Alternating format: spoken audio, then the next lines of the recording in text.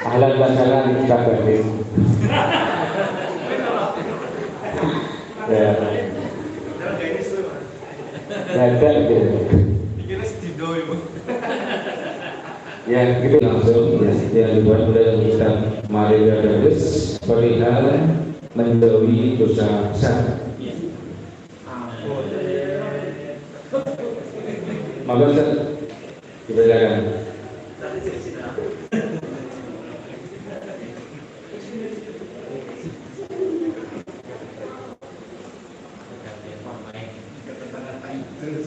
Aku tiba-tiba sakit.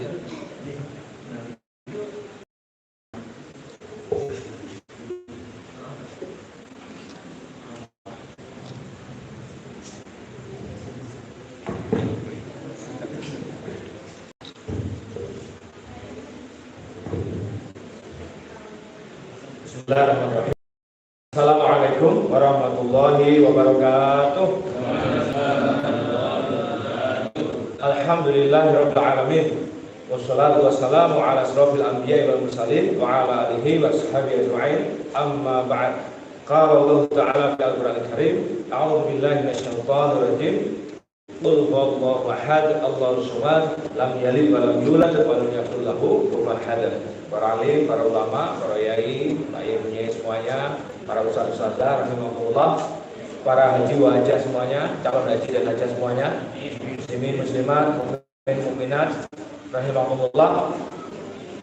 Lagi-lagi tidak bosan mengingatkan supaya menjadikan modal dasar ini yang membuat orang bertahan itu adalah bersyukur kepada Allah. Ala kulli hal, dalam kondisi kemampuan bersyukur itu yang akan membedakan satu orang dengan orang yang lain. Biar pet, tapi begitu bangun spektakuler sekali ajaran Nabi itu. Alhamdulillahilladzi ahyana ba'da ma amatana wa ilaihi nusyur. Puja-puji bagimu ya Allah yang telah menghidupkanku dari mematikanku. Gawe berbah, satu fragmen kehidupan yang kita sama sekali tidak bisa ikut campur itu adalah waktu tidur. Jadi begitu bangun dalam kondisi hidup, begitulah ajarannya kanjeng Nabi Sallallahu Muhammad yang memang membuat kita bisa hidup kembali. Kalau bukan kehendak Tuhan tidak mungkin. Maka dari situ ketika awal baru hidup, hari baru, semangat baru, harapan baru, sukses baru. Nah katanya kan begitu. Tetapi ada orang yang sebaliknya, hari baru, masalah baru, pegel baru, sambat baru. Pada turunnya jadi sawi. Ternyata dia hidupnya penuh problem. Nah itulah kenapa kita saling mengingatkan. Baik Bapak Ibu rahimahullah, saya tidak bisa memungkiri materi ini materi yang berat sekali. Kalau bukan besar ya Mas, berat. Engkau berarti pirang kilo, pirang ton, lebih dari itu bahkan. Kemarin ada kelakar sedikit ya, setelah kita itikaf di Masjid Kuba di Keras itu. Besok pagi dia ngeser, iki tasnya sopo carry, nah, biasa kan? Biasa bu ya, kalau lanang-lanang kira topeng karo barangnya. Udah ngomong mulai gak gawe kok yang pane kaya lanang ngono pane. Kayak ana sing tas, ana sing macam-macam ya. Termasuk halaman yang sekali ya Allah kan. Maksud saya ketika tas itu, nah, saya berkelakar. Oh punya Pak Haji ini, terus tak dulu ini. Wah di sini pirang gambar abang pinter Pak Haji ini. Jawabannya luar biasa berkelakar tapi Pak jelek. Jatuh beda. Tapi ketika meja ini dari Mas Abi ngalor ngidul ngetan ngulon, maka pernyataan HP di atas meja tidak berlaku lagi. Ini sudah kita sampaikan. Oke, HP-nya sekarang tak taruh sini. Namanya tak di atas meja ya. Sama kan? Ini tadi di atas meja, ini juga di atas meja. Bedanya kalau yang ini, yang kedua ini mau digeser Mas Yudi ngalor ngetan ngidul kemanapun, HP-nya pun ikut ngalor ngetan ngidul. Itulah orang takwa. Ala hudam mirabbi, selalu mendapatkan petunjuk dari Allah. Spektakuler ini, luar biasa. Siapa yang diberikan Allah begitu? Ciri takwa tadi, misalkan ya adil yuminuna bil ghaibi wa yuqimuna shalah wa yuqimuna yunfiqun sampai ayat keempat itu ya. Itu disebut orang bertakwa. Makanya ala hudam mirabbi, dan tidak cukup sampai di situ, Allah menambah lagi ulaika humul muflihun, dan mereka itu akan menang. Dan orang-orang menang itu yang nanti termasuk orang Islam dapat petunjuk yang membuat dia bisa menjauhi dosa besar yang akan kita bicarakan malam ini.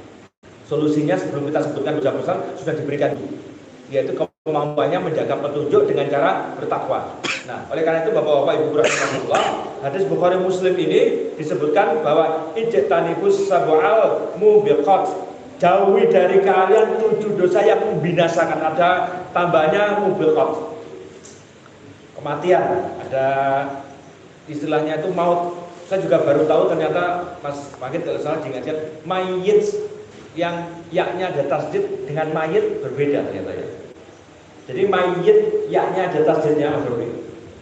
Mayitun itu ternyata itu adalah kita semua. Itu masuk kategori artinya calon mayit. Jadi kalau disebutkan Mas Trijaya antum mayitun ya, tidak usah kaget. Kok mata-mata ini aku. Mayitun itu artinya calon mayit. Jadi semua kita yang hidup itu masuk mayitun. Saya nyundukkan dulu ya, kalau salah mohon Mas Imam di ente ya, salah ya. Mayitun. Tapi letak jete dilangi cabut mayit, ya mayit mati, al maut, kullu nafsin dha'iqatul maut. Nah, itulah teman-teman. Makanya di sini mubiqat itu masuk kategori mati, bukan calon mati. Kata dasarnya dari mayit. Artinya 7 dosa besar ini membuat orang itu mati. Maka disuruh menjauhi. Apa saja itu? Ketika para sahabat bertanya, fadzakara minha, maka adalah katakannya Nabi pertama asyirku billah. Pertama kali yang disebut 7 dosa besar dan yang pertama utama nomor 1 adalah asyirku billah, yaitu mensyirikkan Allah. Nanti kita bahas pelan-pelan saja ya. Terus kemudian yang kedua wasihir, sihir. Ini termasuk dosa besar. Kemudian wa qatlun nafsil lati haramallah wa aqlur allati haramallah. Jadi dia membunuh jiwa yang itu diharapkan Allah untuk dibunuh. Loh, apa ada yang dibunuh yang dihalalkan? Kita ulangi ya, yang ketiga. Wa qatlun nafsul lati haramallah. Ada tambahnya haramallah dulu, yang termasuk dosa besar. Dia membunuh jiwa yang diharapkan Allah tidak boleh dibunuh maksudnya. Jadi wong api-api. Tapi apakah ada yang dihalalkan? Ya adalah ya, misalkan hukuman mati, itu jelas. Misalkan pezina bagi apa namanya? Muson ya. Pezina bagi orang sudah berkeluarga itu kan dirajam sampai meninggal. Berarti kan dihalalkan sama Allah. Tapi itu berlaku sekali lagi kalau hal-hal yang membuat zina itu ditutup. Sekarang jadi soal itu adalah hukuman rajam itu hanya berlaku jauh setelah Rasulullah di Madinah kan. Setelah cuma tutup pintu yang buat bisa zina itu sama Allah benar-benar ditutup. Disuruh betul basor, dilarang berkholwat, segala sesuatu buat zina itu benar-benar ditutup rapat. Tapi ternyata masih ada yang berzina, jelas-jelas dia itu melanggar. Ya kalau sekarang itu langsung melonjak, langsung diterapkan hukuman bagi berzina. Yang sing membuat zina itu pintunya bukan belak, dalam mati kabeh. Ini perlu dicatat ya teman-teman ya, bagaimana ketika syariat itu indah dan syariat rajam itu di Al-Quran cuma 1 dan hukum Allah itu di Al-Quran cuma 3%. Jadi perlu kita mampu untuk menginformasikan pada banyak orang. Kalau disebut Islam itu agama yang barbarian, sadis misalkan, padahal hukuman itu disebutnya cuma sekali atau 2 kali, saya lupa ya, maaf. Tapi hukum itu hukum fikih itu cuma 3%. 80%-nya itu kisah. Bahkan Allah mengulang-ulang. Gitu ya teman-teman ya. Nanti dicek surat Yusuf ayat ke-111. Surat Yusuf itu berapa ayat Mas Habib? Yang UI 111 memang tak sebut kembali. Baik Bapak. Yang kedua, yang ketiga apa? Waqlur riba. Dia memakan riba. Terus kemudian watawali yaumaz zahfi, lari dari medan perang. Wah, ngeri ini ya. Lari dari medan perang gitu. Apa namanya? Berkhianat. Bahkan bisa masuk kategori membunuh saudara sendiri. Konjogo malam Melayu. Barangi konjogo malam Melayu dalam konteks detailnya. Akhirnya barangnya dicolongi wong. Pak Hiroshima kan pas kita mau koyang ada kemah. Ya toh? Konjogo melatu. Sepatunya karek separuh, kasake ilang, sutile nandi, akhirnya sate itu kena hukuman besok. Lah yang ngono-ngono iki belajar aja aja lari dari medan perang. Apane mergo Melayune mergo wedi. Yang terakhir itu yang kisah nyata itu yang di Bromo terakhir itu ya. Ada 2 masih tetap nekat ke sana di Jawa Timur itu. Salah satu kemarin itu ya Pak, dilalek aku ora lho. bengi-bengi saya sama Pak Tata, Pak Anam itu ke belakang juga. Sepi ya, mau jam 12 itu sepi. Jadi yud putih-putih kalau urut orang dewi kok boloni gitu. Berikutnya lebih ngeri lagi, pas jurit malam itu saya jalan sendiri.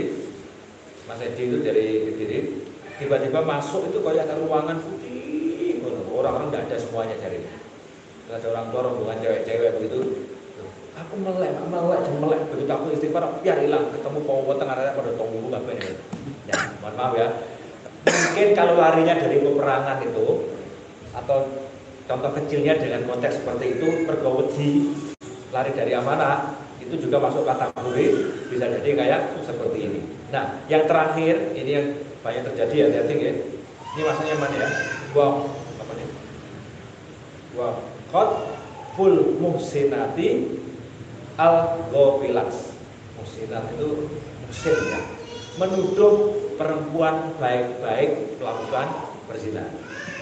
Itu termasuk kategori dosa besar. Baik Bapak-bapak Ibu, kita cek dulu, kita ulangi. Kalau masuk dalam hadis yang ini, yang disebut dengan 7 dosa besar yang membinasakan, itu satu, syirik kepada Allah, kemudian sihir, memakan riba, membunuh jiwa, yang diharapkan Allah, maksudnya gak boleh dibunuh aja nih, tapi dia tak bunuh. Terus lari dari medan perang, yang terakhir menuduh perempuan baik-baik berzina. Baik, sebelum kita lanjutkan, pertanyaannya adalah kenapa ada orang-orang yang cenderung selalu berbuat dosa dan bahaya, nyerempet bahaya, apalagi dosa besar. Kita insya Allah diharapkan kalau dosa selain dosa besar, mungkin kita tidak bisa menghindar ya. Dosa-dosa kita yang kita tidak mungkin menghindar, oke. Karena manusia itu tempatnya kesalahan dan dosa. Sampai kita diajarkan doa, Rabbana la tu'akhidna in nasina aw akhtana. Minta kepada Allah supaya kita diampuni karena kita tuh salah dan lupa, itu bagiannya. Maka Nabi menyebutnya sebagai yang terbaik dari kalian itu bukannya tidak pernah berbuat salah, kan nggak mungkin masalahnya ya. Tapi mereka yang berbuat salah dan dosa segera bertobat. Ini terbaik. Dan dosa-dosa tidak bisa kita hindar. Allah Maha Pengampun. Diberikan fasilitas tools namanya Ramadan. Antara Ramadan satu dengan Ramadan lain menghapus dosa diantaranya. Jumat satu dengan Jumat lain menghapus dosa diantaranya. Siapa sholat antara satu waktu lain menghapus dosa diantaranya. Ini kasih sayang Allah pada kita luar biasa. Yang kita tidak bisa meninggalkan dosa itu. Tapi yang dosa besar ini hanya bisa hilang dengan taubatan nasuha. Makanya dia menjadi induk dari dosa yang lain. Yang pertama, sebab-sebabnya yang pasti karena dia lupa pada Allah. Itu pasti. Orang berbuat dosa apalagi besar kebinauzubillah karena dia lupa pada Allah. Atau dia tetap ingat Allah tapi perasaan ketakutan pada Allah pada titik nadir, sehingga dia melakukan suatu kesalahan itu tidak ada filter yang menghentikannya karena memang dia merasa dia tahu, Allah Maha tahu, tapi tidak mampu mencegahnya melakukan keburukan itu. Yang kedua, dia lupa bahwa Allah itu memberikan karunia, ampunan sebesar apapun dosa manusia, ampunan Allah jauh lebih besar. Ini sudah ada tertulis di buku judulnya Apakah Bibirmu Masih Perawan. Saya pernah membacanya itu di buku itu. Itu salah satunya yang membuat orang tidak segera bertobat. Satu itu, yang kedua ini tadi apa? Merasa rahmat Allah kecil, dosanya harus kaget. Karena salah satu yang curhat ke saya nanti di babnya zina ya, anak SMA itu ya berzina, tak tanya iso ngitung ya Mas terus. Iso ngitung jumlahnya berzina iso ngitung. Karena dia merasa dari kanca-kanca Mas Darwis zina siji zina ping 100 dosanya padha. Cenderung gede ta pokoke. Wis percuma akeh pisan Gusti Allah gak kalian ngampuni kan menes dosamu. Ya, seperti itu akhirnya dia merasa berputus asa dari rahmat Allah. Nah, itu yang kedua. Yang ketiga, merasa hidupnya masih panjang. Ini penyebab-penyebab yang membuat orang mudah melakukan dosa apalagi dosa besar kayak gini. Merasa usianya masih panjang sehingga ada pikiran kok ayo tobat. Nah, itu juga menjadi salah satu sebab kenapa ada perbuatan-perbuatan dosa. Kemudian Bapak-bapak yang saya muliakan, yang membuat dia mudah melakukan dosa sebaliknya dari yang kedua tadi, merasa Allah Maha mengampuni. Sebaliknya, karena merasa Allah Maha mengampuni, dia loss melakukan kesalahan dan dosa karena merasa dia nanti akan diampuni. Allah Maha Pengasih, Maha Penyayang. Bahkan ada dalil ngerti, innallaha ghafurur rahim. Sesungguhnya Allah itu Maha Pengampun lagi Maha Penyayang. Nah, malah menunggu jadi sehingga melakukan dosa dia begitu mudahnya. Itu sebab-sebab ya kenapa banyak orang melakukan dosa. Nanti kalau yang ingin butuhkan lebih detail gampang, saya share materinya. 18 halaman Mas Ferry. Wow, oke. Maka berikutnya teman, apalagi apa tadi macam-macam dosa besar. Jadi ada perbedaan pendapat di antara ulama tentang macam-macam dosa besar. Ada yang mengatakan 3, ada yang mengatakan 7, ada 9, bahkan 70. Kalau menurut, mohon maaf kalau salah, Ibnu Taimiyah ada 20. 20 itu dosa besar, tapi 7 dosa besar itu yang masuk dalam satu mubiqat tadi, yang membinasakan. Nama khusus oleh Nabi disebut sebagai yang membinasakan 7 tadi. Tapi selebihnya dosa besar yang lainnya. Kan banyak yang belum disebut, misalkan makan harta yatim, kan dosa besar. Sumpah palsu di sini kan tidak disebut. Padahal sumpah palsu itu ada 3 dosa besar yang Allah tidak ampuni, sumpah palsu. Di sini tidak disebut. Maka saya mengacu pada di sini dulu 7 dosa besar yang akan kita bahas. Sumpah palsu itu ngeri. Saya didatangi mantan ex-bank ya, mantan banker, banking. Masalah di sini masalah isi pendidik online. Ya, itu apa namanya? Wakrab terhadap pimpinan, wakrab sampai diberi jabatan kepala cabang bla bla bla. Singkat cerita pimpinannya terlibat kasus akhirnya. Nah, terus dia ditelepon sama istrinya, disuruh jadi saksi dan meringankan. Galonya luar biasa. Datang ke rumah saya malam-malam itu. Kamu kusut dong, rapat yang ganteng kusut. Kan orang elek, aku rapat yang ganteng. Iya Ustaz, ini Ustaz. Lah menurut piye? Nah, penak jawabannya ngono masih terus kan ngerti berarti aja sampai kita. Lah menurut piye? Dosa besar kan. Ya wis kok jawabannya kok sampean. Ternyata orang kadang-kadang juga itu butuh penguat. Sebenarnya dia tahu apa yang menjadi pilihannya, tapi dia butuh penguat banyak orang. Maka kita pun sebenarnya kalau ada yang jelas kita kuatkan lagi sesuai dengan pendapat dia kalau perlu. Yang benar tapi yang benar. Nah, singkat cerita, akhirnya dia berani menolak dengan segala konsekuensinya. Seandainya dia jadi bersumpah atas nama Al-Quran, kan berat. Kemudian kapan itu ditelepon, Ustaz, apa hukum fikihnya bersumpah di atas Quran? Kan Nabi tidak pernah melakukannya. Jadi boleh tidak kira-kira bersumpah bahwa Quran atau Quran di atas kepala? Karena ada pencurian online, jumlahnya besar, ratusan juta, dan tidak bisa terdeteksi. Kalaupun itu masuk ke apa namanya cybercrime, ya, berat, susah, lama itu, ribet. Bolehkah saya karyawan saya panggil saya sumpah dengan Mbak Quran? Jawaban saya ya boleh, ya tidak boleh. Sah-sah saja bahwa dia nanti menipu atau tidak urusan berikutnya. Tapi secara hukum boleh-boleh saja. Nah, itu sumpah palsu. Ngeri sumpah palsu itu. Tapi di 7 dosa besar ini tidak masuk ada, tidak dimasukkan. Oke ya. Yang pertama ya jelas lah ini ya bunaya la tusyrik billah innasyirka la zulmun adzim.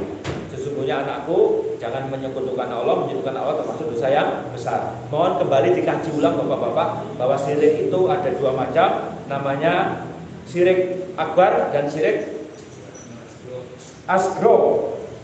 Benar ya? Asgro. Sugro. Syirik kecil sama syirik kubro. Sugro dan kubro. Syirik besar sama syirik kecil, sorry. Syirik besar jelas terang-terangan menyembah kepada selain Allah. Itu terang-terangan. Sementara syirik yang kecil yang sering dimunculkan Kanjeng Nabi adalah riya. Sesungguhnya riya itu termasuk kategori syirik yang tidak nampak, dan itu yang terus-menerus kita berulang minta pada Allah diselamatkan. Allahumma inni a'udzubika min an-nusyrika bika sayanalamu wa nastaghfiru lima lana lamu. Aku memohon padamu ya Allah, berlindung padamu dari kesirikan yang aku juga tidak tahu. Yang suka zikir Pak Surat, jangan juga ini ya. Sudah bukan sesuatu yang lupa. Ojo diliwati bab ini penting ini. Penting ini. Saya makan bakso itu kalau kita enak bikinnya akeh Mas Abi, berarti salah satu doanya Bismillahirrahmanirrahim. Dengan namamu ya Allah, yang dengan ini tidak akan bisa membahayakan atau memudaratkan. Ngono ae wis. Makanya guyonannya Bismillah salah siji. Ini Mas pasti ya. Karena makanya guyonannya empeng melinjo kan menurunkan asal urat dari Mas Andi. Masih ingat ya? Dari mulut ke lutut. Menurunkan. Enggak, dari mulut dulu ke lutut. Kini nyamuk ke Pak. Jadi empeng melinjo menurunkan asal urat. Pertama, syirik ini hati-hati ya. Mohon kita juga jangan terlalu lebay. Tidak mesti mereka yang ada di makam, di kuburan juga serta-merta langsung kita tuduh sebagai penyembah makam. Kita harus benar-benar objektif dari berdasarkan ilmu. Akan berat sekali kalau kita nanti berlandaskan tanpa ilmu, langsung kemudian menjudge bahwa orang yang datang ke makam itu selalu identik dengan syirik. Dan dia anu resiki patok jeboli sukat, yo apik malah menurut malah dulu. Dan dia mengusap-usap apa? Maisan, patok maisan. Syirik, dia banyak resiki maisan, lebih dari resiki misalnya. Apakah masuk syirik? Jangan-jangan malah dapat pahala nanti. Dia pada akhirnya teman-teman. Saya ulangi, Kanjeng Nabi itu kalau tamu ke Mekah dari Madinah sudah hijrah, siapa pertama kali yang ditunjuk Kanjeng Nabi? Rasulullah Muhammad. Siapa orang yang ditunjuk pertama kali di Mekah? Tidak punya rumah, makamnya Khadijah. Bahkan beliau melihat tenda kayak seperti itu dan bermalam 3 hari di makamnya Khadijah dan selalu melihat kebesaran Khadijah. Jadi sederhana sekali cara berpikirnya. Pokoknya harus dengan ilmu dari terus bangun. Pokoknya ilmu, kabeh harus berdasarkan ilmu, tidak boleh asal ngeyel. Tapi tentu saja kalau dulu Mas itu besok ya di Tanah Gedong, ini Mbak Wasil, kan durian Mbak Wasil itu, yang buka Islam bikin diri kan beliau. Anda bisa bayangkan amal jariahnya. Tapi saya yang datang, tidak semuanya punya niatan baik seperti teman-teman di sini atau para orang yang sedang ziarah makam. Ini kisah nyata. Saya kan dulu kan setiap Senin ngaji di Tanah Gedong sama Mbak Guswar itu. Mesti kopi jahe pada tiap Senin sejak SMP itu. Kitab-kitab sulam-sulaman itu alhamdulillah khotam ya kan. Kene to yang Tanah Gedong acara begini. Nah, salah satunya mari itu nang bure nek bocah gawe celana jin rada suwe-suwe krungu. Mbah, kula nyuwun motor, Mbah. Terang-terangan itu, nyuwun motor pada Mbak Wasil. Lah kayak begitu mungkin perlu sedikit ada diskusi. Kalau alam suap kan tidak berani menghukumi. Makanya teman-teman bikin itu lek terus Mbah. Lek cerita kuwi enak, tapi belum tentu dari bikin. Lek bikin enak dhewe. Sampai tekon aku buat tentang Raja Daud, enak cerita tapi belum tentu itu jadi istimbat hukum masuk ini. Paham ya Bapak Ibu ya? Jadi tidak semua cerita itu bisa menjadi hukum. Kalau sekedar cerita ada, tapi kalau hukum itu harus Quran dan Sunnah, kemudian kias, ijma para ulama, jadi ijtihadnya itu. Nah, jadi termasuk teman-teman tuh bicara syirik itu, mohon hati-hati sekali. Tuduhan kepada seseorang atau sekelompok orang sebagai bentuk kesyirikan itu berbahaya besar juga. Tapi kita juga tidak boleh sesuatu jelas-jelas syirik didiamkan. Nah, dari situlah saya menyebutkan untuk bicara syirik ini harus konsultasi kepada ahlinya. Jadi syirik itu ada di atas batu hitam malam hari pocong-pocongan ireng. Wong utama betapa ndak ketoke karena betapa sampah. Kata Budul bin Iyad ini hanya mengingat saja ya, meninggalkan kebaikan karena manusia itu namanya syirik, tapi melakukan kebaikan karena manusia namanya riya. Wah, podo kena bangga. Berarti yang bener piye? Ya melakukan sesuatu karena Allah, meninggalkan karena Allah. Tapi ya angel. Angel bukan kita tinggal. Jadi kalau ada bina insani gini diberi soal kok angel-angel angel gak bisa lu, mau. Jadi kerjane enggak mungkin. Iso untuk ndok deh. Betul karo untuk kalau kita ndok asin. Nah, masih kerjane sak iso-isone. Kita pun juga sama akan kita kerjakan sesuai dengan kemampuan. Maka Bapak Ibu rahimahullah, untuk bab syirik ini ternyata butuh jadidu iman, perbaru terus iman. Bila ilaha illallah afdhaluz dzikri fa'lam annahu la ilaha illallah Muhammadur Rasulullah. La ilallah, la ilaha illallah. Mantap itu, senang gitu, menyenangkan kalau begitu. Oke ya, singkat aja, mahwat tuh. Yang kedua, mana orang ikhlas mana?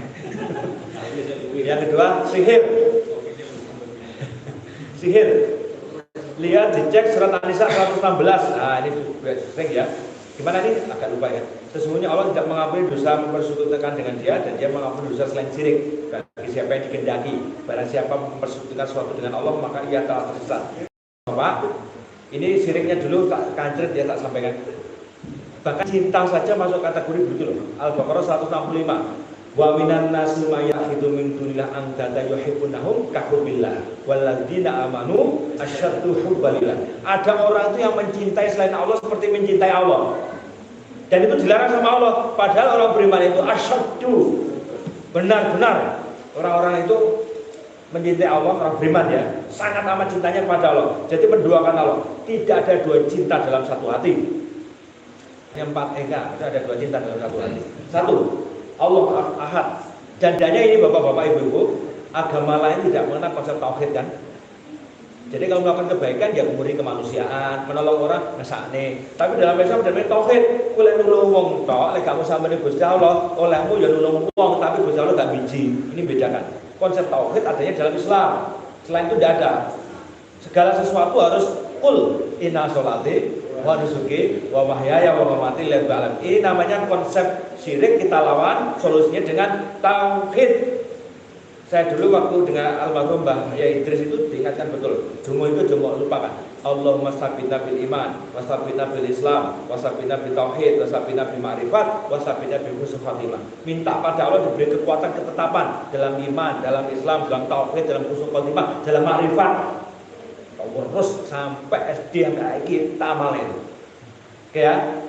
Kedua sihir, baliknya sihir. Mas Tolis mengkeliru ayatnya. Sekarang bab sihir. Sihir itu adanya mulai di Nabi Sulaiman, ya. Di surat Al-Baqarah 102. Dan ikutilah apa yang dibacakan oleh Sulaiman atas kerajaan Sulaiman.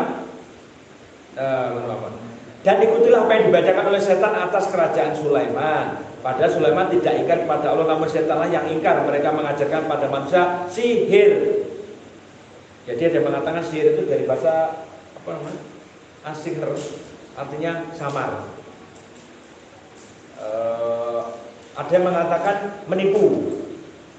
Jadi kalau David Copperfield terang-terangan mengatakan dua kekuatan yang membantu saya menghilangkan patung Liberty, menghilangkan Eiffel, itu dua kekuatan. Satu teknologi, dua sihir. Terang-terangan dia tidak menolak. Teknologi dengan sistem laser itu kan hilang benda, tapi dia tetap tidak menolak bahwa ada hal-hal yang tidak kasat mata yang dia lakukan. Itu sudah kata David Copperfield ya. Wallahu a'lam bishawab. Sihir itu masuk kategori haram dan membinasakan. Bedakan antara sihir dan bawah-bawahnya. Tadi salah satu yang indigo itu. Jadi kalau ya kan mau indigo tapi dia kepo sedikit kan tidak apa-apa. Maksudnya pengen ngobrol-ngobrol gitu ya. Mas ngerti warung yang paling rame di ngerti? Enggak pertama ya, warung apa di Lana Ibu tuh rame. Ngerti? Anaknya mbakku, ada mbak Nelly. Kadang ngerti soal delok karo kanca-kanca ini. Layak rame kok. Lah nyapa to? Lah piye duwe jajan ning arep pocong udah awe-awe. Astagfirullah. Mosok saya bilang itu biasa kan. Jadi apakah itu berlaku zaman modern ngene iki milenial ngene iki lho ngono kuwi lho Pak enggak. Artinya kalau Allah Rasulullah menyebut sebagai suatu sihir itu adalah dosa besar binasakan, berarti memang nanti di akhir zaman tetap ada. Sekali lagi jangan sekali-sekali ikut kalau nanti mencoba untuk menyembuhkan orang kena sihir termasuk guna-guna, santet dan sebagainya, ya itu lain lagi. Di hadis Bukhari Muslim dibaca Nabi nyebut orang yang membunuh seseorang disebut pembunuh, fasik, zalim atau pendurhaka dan kafir. Sebagaimana disampaikan dalam Rasulullah, memaki-maki orang muslim adalah kefasikan dan membunuhnya adalah kekafiran. Loh, itu ayatnya membunuh. Yang di sini ternyata adalah kasus santet sampai terbunuh. Tim saya itu namanya Mas Duki sama Mas Tamam Murah. Rupiah itu kalau boleh atau lebih bilangnya ratusan kali. Tapi menemukan kasus ngetok ke susuk sama sesuatu dari baru kemarin katanya. Kan dia yang bekam saya cerita, Mas aku lagi ini, sampai sama bolak-balik apa. Sama sekali nggak pernah ketemu nih, Roy di TV malah. Tapi kemarin tiba-tiba betul ini apa emas ini, jadi cipok pedih umur. Kan baru ketemu nih, malah dari tangan keliling-keliling. Di sini banyak, di sini banyak di pinggangnya. Dibacakan Al-Fatihah sama Al-Baqarah. Jadi dia menunggu langsung cerita ke saya. Di video saya juga kaget dia. Kayak ada Al-Fatihah bertuah orang. Kok tidak luka ya? Anak ya kayak gini-gini ya. Tapi itu real. Kalau saya dengan Pak Jun dulu di Pare itu, mohon maaf, ada janda itu tidak punya suami, paham ya? Ayo paham, aku gak gitu. Penegasan. Ini macetnya hiperbola ini. Perutnya itu membesar. Dia kan di jompongan tombo. Gendut jora, akhirnya diruyang. Mohon maaf ya. ditekan perutnya dibacakan satu biasa standar ya. Tapi kalau nyeluk cinta terus enggak beda begini ngeri. Akhirnya semua tipuan nih hanya dibeti oleh dewi umur tekan dulu akhirnya terus takutan itu akhirnya yo kempes itu aneh loh. Mau tidak percaya kita alami, mau percaya tapi ya tidak tahu lah pokoknya itu terjadi. Baik, tapi sihir itu real ada. Yang ketiga, membunuh jiwa di hadapan Allah pasti ini sesuatu yang dilarang keras karena kata Nabi mereka yang saling membunuh itu dua-duanya neraka karena sudah sama-sama ngincimnya. Hanya saja yang dibunuh kalah dhisik. Ini kasusnya apa? Kalau dua-duanya memang saling membunuh. Makanya bahasa hadisnya jika dua orang saling membunuh maka dua-duanya neraka. Hanya yang bunuh itu lebih dulu. Ini hadisnya dari Bukhari Muslim. Yang lain ya. Barang siapa membunuh kafir mahat, orang kafir tinggal di negeri yang perjanjian damai dengan Islam, maka ia tidak akan mencium baunya surga. Jadi orang kafir yang dalam perlindungan. Ketahuilah bahwa bau surga itu dapat dicium dari jalan perjalanan 40 tahun. Bukhari Muslim itu remaja. Oke ya, baik ini biasa aja. Mudah-mudahan kita tidak membunuh. Tapi jenengan persani ya. Sekarang di mana-mana beritanya membunuh biasa banget. Yang terakhir itu dokter yang ada di Tulungagung ya. Gimana dulu ya? Aneh dokter, mohon maaf aneh dokter. Depannya Masjid Al-Fatah yang masjid api ya. Yang lamanya kayak kertas buka dewe untuk dewe gitu. Itu saya membunuh nelayan. Tasya dan ngakrab bapaknya pacarnya. Ada bayangkan, dia belum terungkap, maksudnya belum terungkap. Artinya dia itu pembunuhnya dia belum terungkap. Itu besoknya ikut tasya dan wajahnya disut itu macam biasa. Kita bayangkan, kita pakai begini ya. Membunuh kayaknya bukan suatu yang aib gitu ya. Apalagi kalau para pelaku cinta sejenis, posesifnya kan lebih tinggi dari orang normal. Kecemburuannya lebih besar daripada orang normal. Jadi udah mati bagian. Dulu waktu saya nulis buku kafe juga Keliling Cinta itu, salah satunya ada anak SMA, saya tidak sebut mana kota mana ya, salah satu kota di Indonesia pokoknya. Sekolah dewe lebih itu, pakai berarti ya. Dia itu, maaf ya, merekrut gay di tingkat SMA. Jadi dia beri tugas sebulan itu merekrut 4 cowok. Dia tahu dosa besar dia ingin tobat, tapi tidak iso mas. Lalu kok gak iso? Mati. Itu jawabannya. Kalau saya keluar mati kemana pun diburu. Jadi dan bagi mereka membunuh itu juga bukan sesuatu yang terlalu rumit. Artinya kalau Nabi menyebutnya itu dosa besar yang membinasakan itu salah satunya membunuh jiwa yang harapan Allah, ya berarti kan terjadi. Hanya faktor tagutan, gak sengaja ngepro. Juga kayak gila, saya nggak dituntut ya, kayak di Pates ya, yang 4 orang. Kalau Pates itu saya bayangkan ya Allah bendino udah bareng, yuk ngomong biasa, tapi dongeng umat orang-orang membunuh. Kurang sedikit kita bendino. Bahkan waktu saya tahun 2000 berapa di telepon masih terus pas ngajar isu-isu jam 6. Kursus ngajar bahasa Inggris, tapi ngajarnya seperti tulang motivasi. Kita angkat, jadi mas ya, mas mau cokoran isu ini, durung terus, langsung itu ya maju cek ya, nah pas mirip lah bang, waktu itu, begitu saya langsung beli koran, masya Allah ya, kagetnya bukan kepala, ternyata anak takwa, alumni takwa, SMA 2 juga, tidak boleh nyebut sekolah deh. Dan dinyatakan tidak langsung dibawa ke lawang karena dia membunuh anaknya yang usianya segini Mas. Waktu itu dicekik karena air di kamar mandinya sat dan sat itu termasuk tidak heran. Begitu Mas itu menyampaikan di grup kalau tidak salah itu kabeh gunyane Mas Daris tanggung jawab bunuhnya. Karena ini guru spiritualnya dari kan. Saya tidak terheran karena sejak SMA bilangnya saya tidak mau menikah. Kalaupun menikah saya tidak akan pernah mau punya anak. Kenapa? Karena punya anak berarti menambah kerusakan. Karena menurut dia ayatnya jelas, yang merusak alam raya adalah manusia. Berarti saya termasuk yang akan merusak. Mulai yang begini. Sangat linearnya luar biasa, tapi jangan heran. Matematika 100, fisika 100, cuma teknik fisika ITS. IP-nya Anda tahu sebenarnya 1, 2, 3, 3,9. Jeniusnya luar biasa. Saya tidak sebut namanya. Yang jelas omnya itu sangat terkenal di Indonesia. Nah, Bapak Ibu rahimahullah, ceritanya itu kan dipisah terus sebenarnya, dipisah terus sama orang tuanya. Tapi dilalah kersane ngalah. Bahasa Inggris, bahasa Arab yang dilalai bahasa Arab apa? Bismillah. Wong Jawa muni bismillah gak iso dilalah. Pas Leno ke sana, kata ibunya waktu wawancara di Jawa Pos itu, dijak nemburi, ya sudah kesadar. Ternyata kata pengekor dia, ngomong moro omahku. Setelah dari lawang muncul, moro nang bucel. Kok pakai, loh, sikilmu nggak lemah ora tak ora. Cerita dengan entengnya cerita tentang itu, mbakku nemburi apa bergidik di dalam mendengarkan cerita dia itu. Ini saya tak gemein, gue stres mendengar.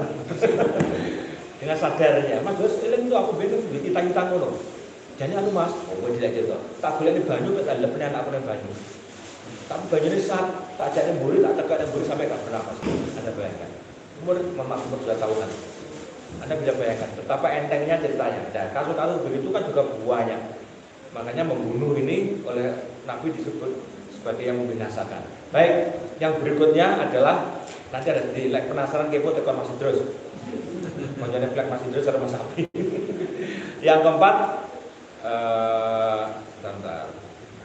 zina. Kita mulai dari zina. Zina ini termasuk ada tapi zina cukup enggak sini? Ini kok malam-malam zina dimasuk nih? Oh ada deh. Oke. Mohon maaf ya, zina itu jelas dosa besar. Tapi ini lebih mengerikan dari membunuh, lebih biasa lagi. Apalagi undang-undang PKS,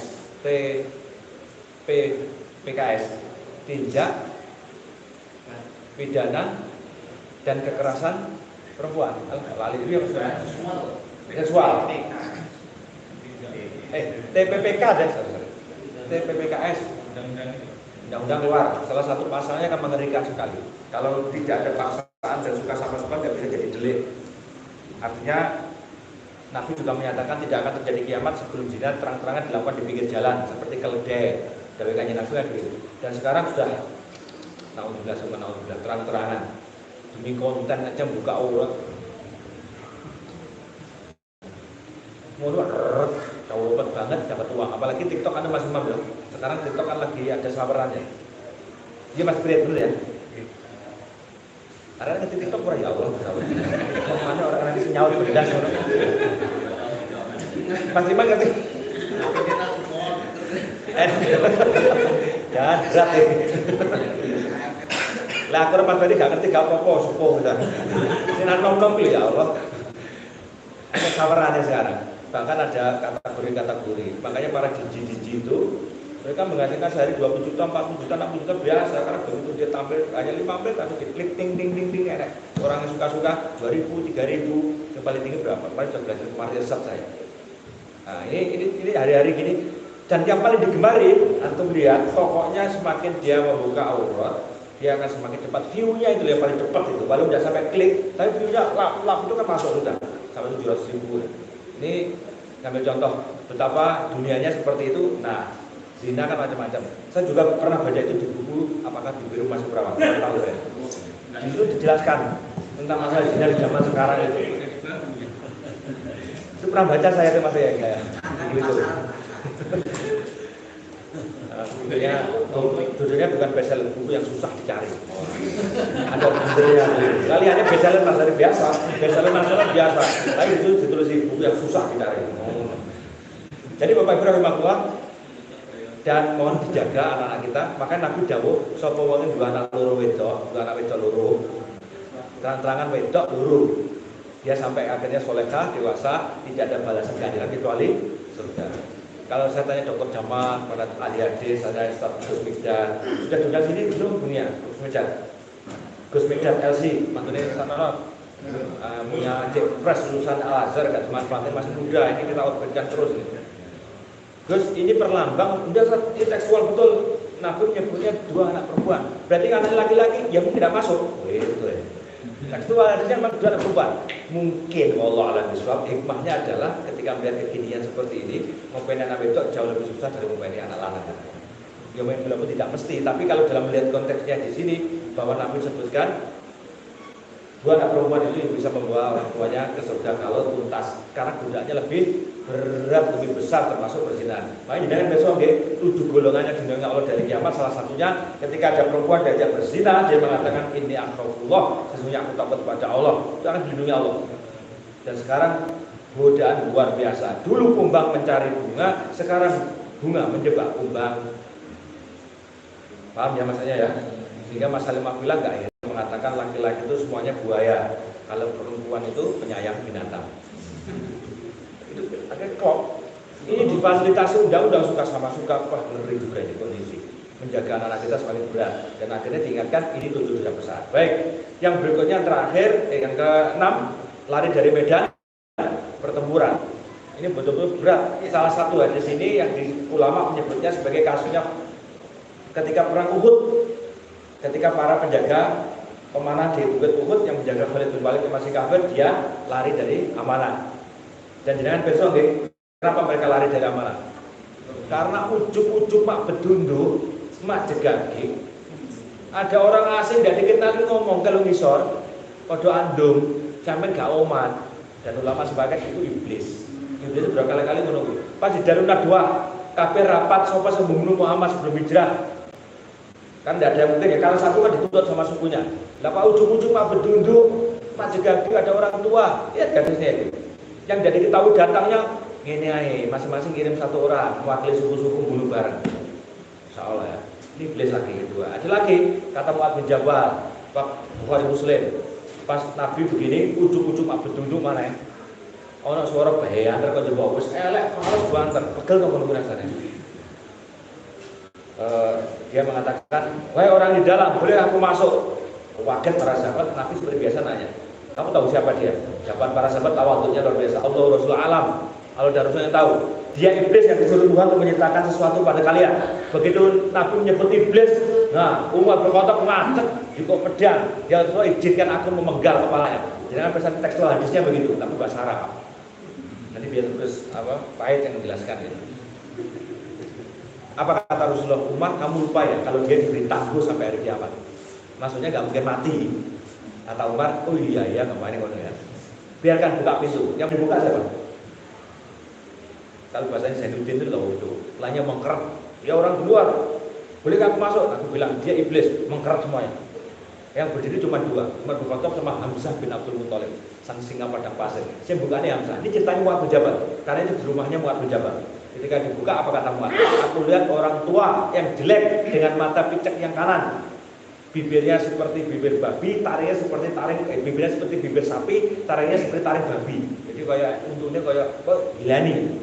Dan Nabi menyebut, cepat lakukan apa yang diperintahkan Tuhan padamu, kalau enggak suruh malaikat mengusirmu dari sini jadi debu. Kan enggak mungkin mati kan masa iblis itu.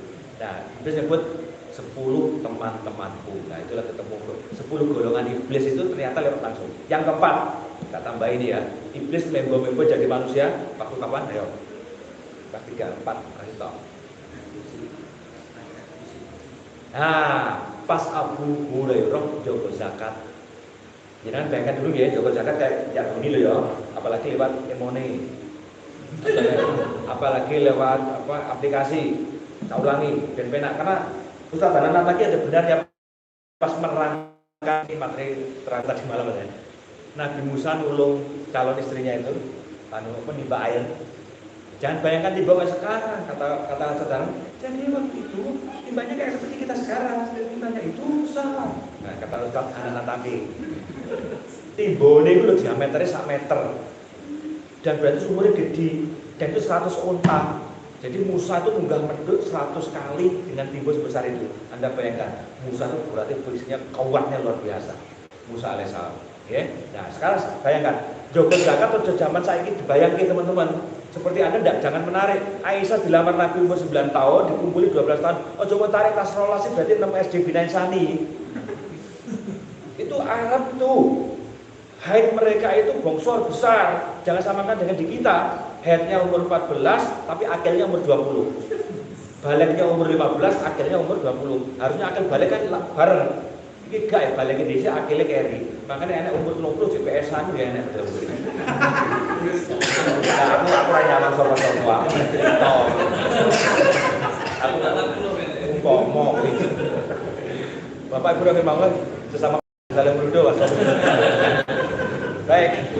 Mas Mukti itu berapa? Baik ya.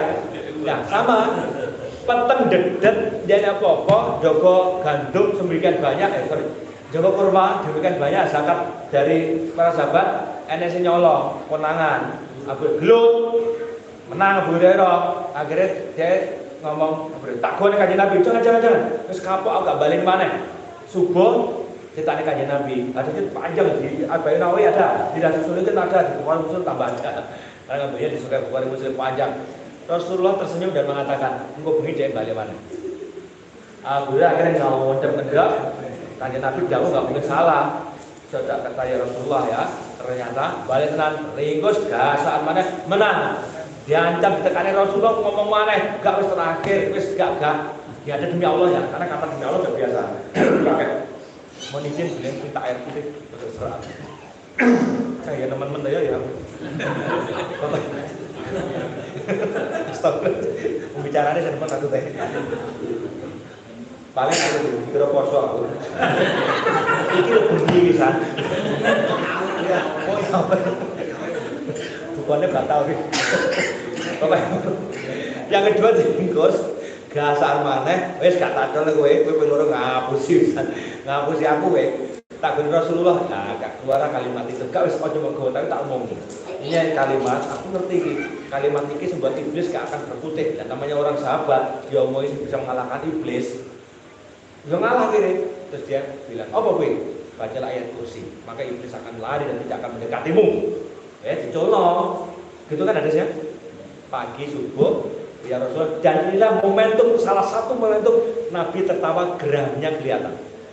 Di antara sekian banyak momentum Nabi itu geramnya Nabi Sallallahu Alaihi Wasallam apian ada ini ya Allah. Loro langsung.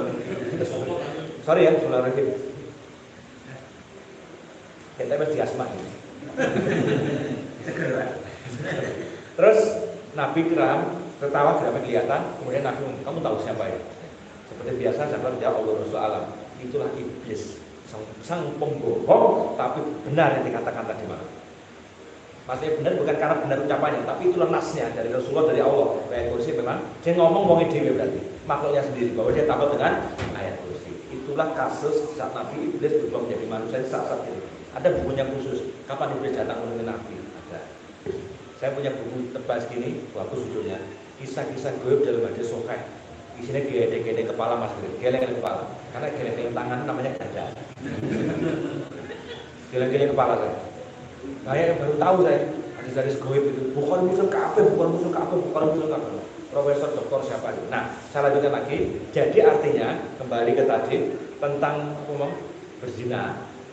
Itu sama Allah SWT berikan hukumannya begitu sangat amat berat.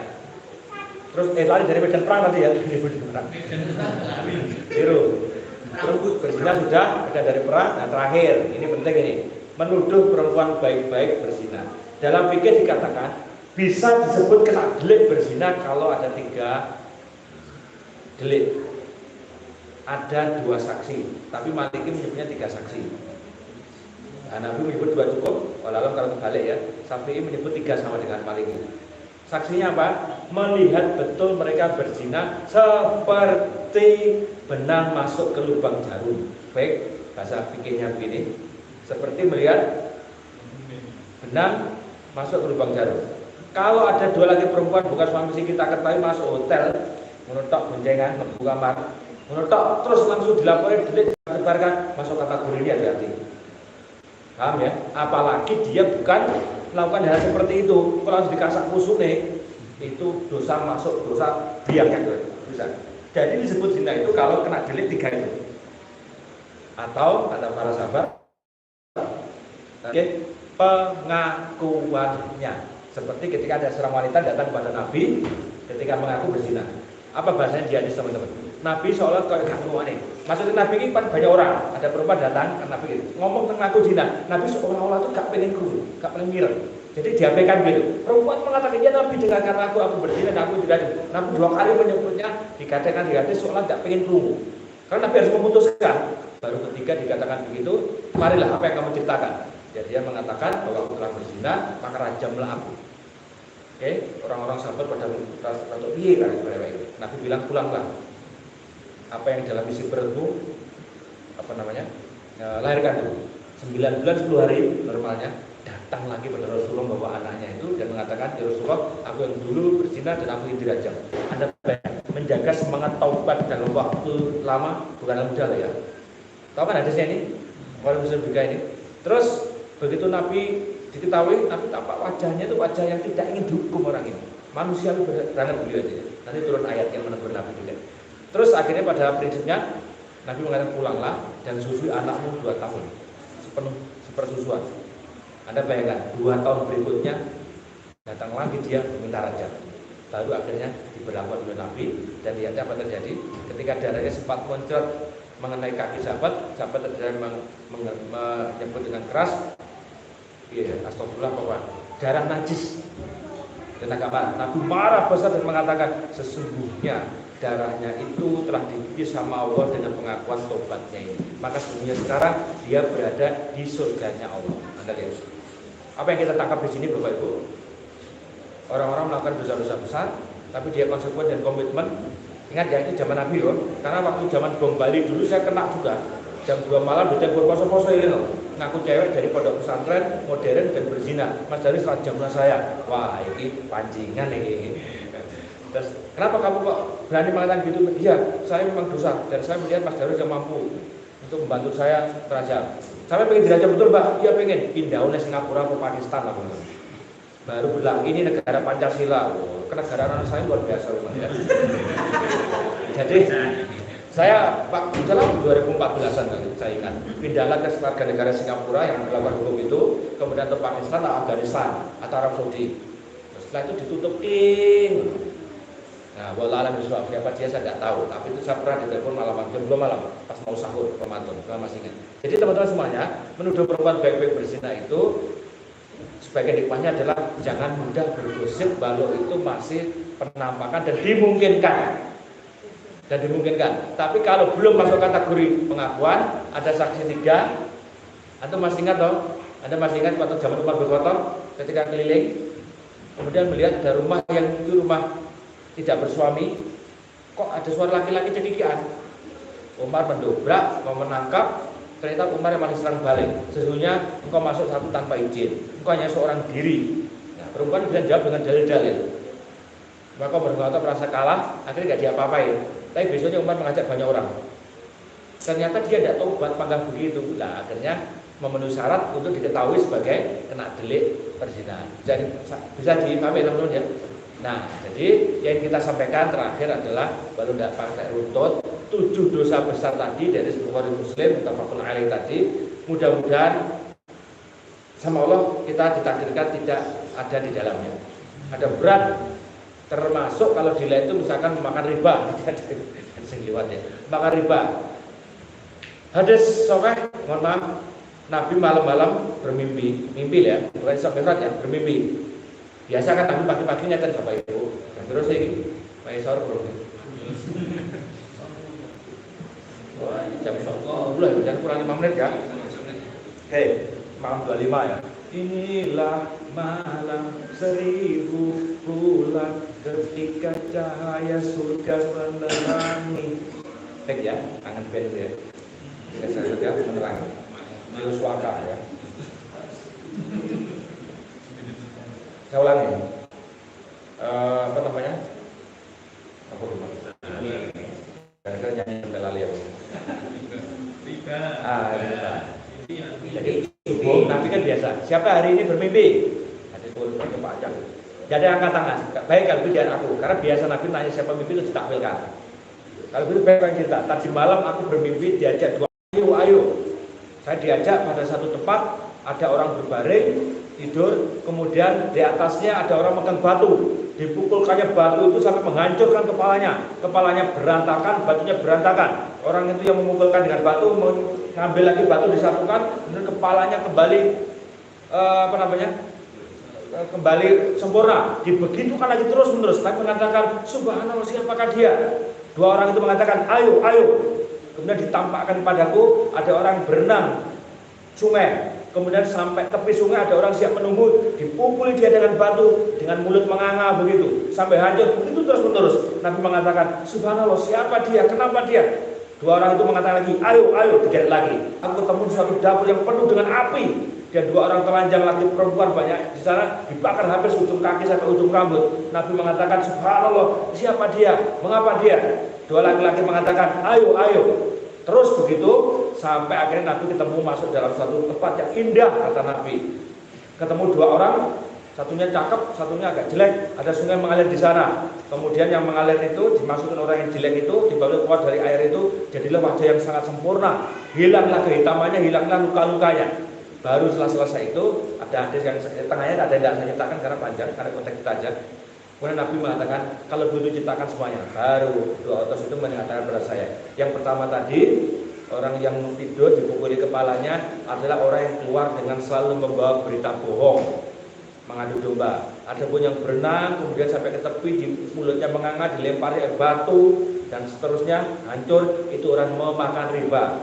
Adapun yang di dapur, dijilat api, ditusuk sama sogok besi itu, sampai tembus, dikatakan di hadis tembus mata, tembus belakang, jojok kuping, tembus di belakang. Mereka yang berzina di muka bumi. Hadis Bukhari Muslim. Bukunya judulnya hadis-hadis goib yang lalu, sekarang dan akan datang berdasarkan yang sahih, dikumpulkan sama Profesor Dr. Umar itu. Nah, Bapak Ibu rahimahullah, kalau melihat begini, terakhir kita biar menjadi lumayan takut, alam barzah. Ya Mas Abi, alam barzah. Alam kubur, bukan kuburan ya, alam kubur, bukan kuburan. Alam kubur, bukan kuburan. Karena matinya bisa di laut. Aku bayang ke wong sing dosanya banyak, naudzubillah subhanallah, Allah majene binatang. Di alam kubur sak repotan ya Mas Walis. Disiksa terus menerus pengen mandek, tapi lek mandek kan kiamat. Setelah kiamat kan dia kemana? Ke neraka. Repot ya, pengen mandek, gak kuat siksane, tapi begitu mandek malah luwih nemen siksane. Aku bayangin ya Allah, naudzubillah. Makanya Nabi mengajarkan kita berdoa kan sebelum salam setelah fil alamina innaka hamidum majid. Piye maksudnya? Bismika Allahumma ayat. Makanya sholat ngantuk ae. Allahumma inni a'udzubika min azabil jahannam wa min azabil qabri wa min azabil mahyaya wal mamati wa min fitnatil masihid dajjal. Khususnya dajjal saya ikut Dewi Gusbah. Sok kowe sadurunge dijajah dajjal. Sok lek kowe bakal dijajah dajjal tenanan, sing paling nikmat uripmu sitok sujud. Bagus masuk. Tidak ada kenikmatan hidup waktu dijajah dajjal nanti kecuali satu, sujud. Dan itu bersesuaian dengan hadis gawe kanjeng Nabi, ikatan Islam keluar satu persatu, yang paling akhir adalah sholatnya. Maksudnya nopo? Yang pertama kali lepas adalah bab waris yang dikatakan umat Islam. Baik. Wong Islam kabeh hukum Islam dilakukan. Maksudnya nopo? Panggah sholat, tapi gak hukum Islam belas hidupnya. Ini pernah waktu diandikan saya dulu ada insan bina insani. Jaya Islam jadi negara baldatun thayyibatun wa rabbun ghafur. Wallahu a'lam bishawab. Dinasratul mustaqim. Wassalamualaikum warahmatullahi wabarakatuh. Saya kembalikan ke Mas Jaya.